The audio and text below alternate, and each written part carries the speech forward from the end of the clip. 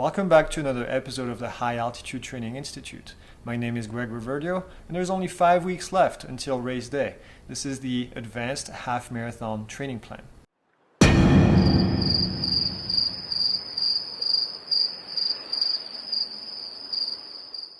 With only 5 more weeks until race day, there is something that we need to take a look at, and that's your shoes. Are your shoes ready to be replaced? Do they have too many miles? Maybe you've done that already. But if you haven't, here's a few tips of things that you need to look for when it's time to replace your shoes. And what I did is I brought a few samples of shoes that I've used and that are ready to go. So if you take a look, this is one of my trail shoe, one of my favorite trail shoe actually. This is the New Balance Vazzy Summit, really good shoe. Now in normal condition, you can see that it has quite a few it is raised quite a bit right here, and this is a used shoe, so it's actually a lot more when it's brand new. But you notice I'm a forefoot kind of guy, so midfoot right here, so this is where it's going to get flat, and you can see that this shoe is completely flat on this side especially, and no more grip, no more support. This is a shoe that's now in the closet, and it's being used just around the house. So that's done. Another shoe, this is one of my racing flat. Really like this shoe, Adidas, what was it, the Takumi Sen, which is really light, super lightweight shoe. Love this shoe. Done a lot of half marathon. I got a PR in this shoe right here. About 6 ounce for a shoe, so very, very light. But if you notice, again, the tread right here, and you can see a pattern. Obviously, I wear my shoes on the outside quite a bit, but this shoe has a little bit of grip right here, and it's all gone on this side. So this is a shoe that's definitely done. I use this shoe for racing only and for track workouts. Now these are shoes that I just use on the road. Those are just regular Adidas. These still have some mileage, and these are actually they've lasted for a very long time. And but you can see the tread is still going. I can still feel pretty comfortable in it, and I know that this shoe can go for a while. And then again, I'll show you another shoe that's good to go.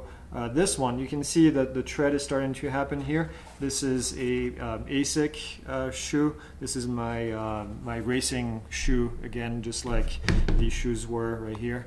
Same principle, a lot of little grip right here, and you can see it start to wear out, but this is still really good, so this shoe is still good to go. So take a look at your shoes, see the tread, and see how many miles you've put on it. It's always a good thing to keep track of mileage with your shoes so that you don't go over for too long, and then so you have an idea of how many miles you can put on a pair of shoes before they get replaced. Over time, you'll build experience, and you'll see that certain brands will last longer than other brands. Certain type of shoes will last longer than others. It's all a personal choice, but I want you to keep that in mind. If your shoes are getting ready to be replaced, please go ahead and do it. Spend the money. I know shoes are not cheap, but it will prevent from getting injuries. And I've gotten injured before wearing shoes for too long, and never do that again. So I hope this was a good tip, and we'll see you next week. Now let's take a look at this week's training plan. I'm really excited to say that this is the last week of phase 3, which also means that this will be one of the toughest weeks of the entire training plan.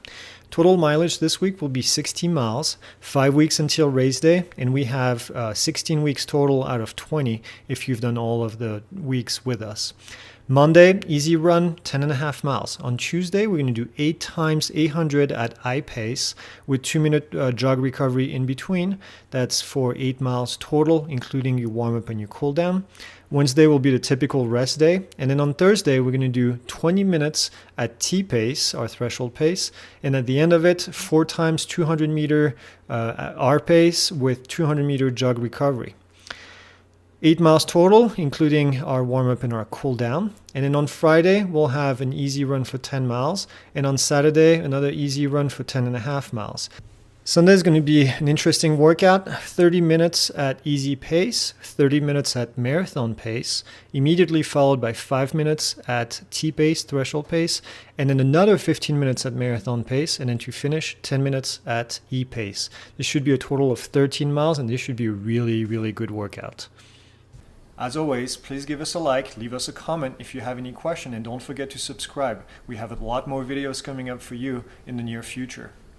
If you want more information about the High Altitude Training Institute and what we do, please go ahead and visit www.altitude.run. You'll find that we do offer coaching, and we also offer a custom training plan for other distances. And finally, we offer summer running camps at high altitude in the summer in Arizona. Join us, find out more information, and we will see you next week. Have a great week of training.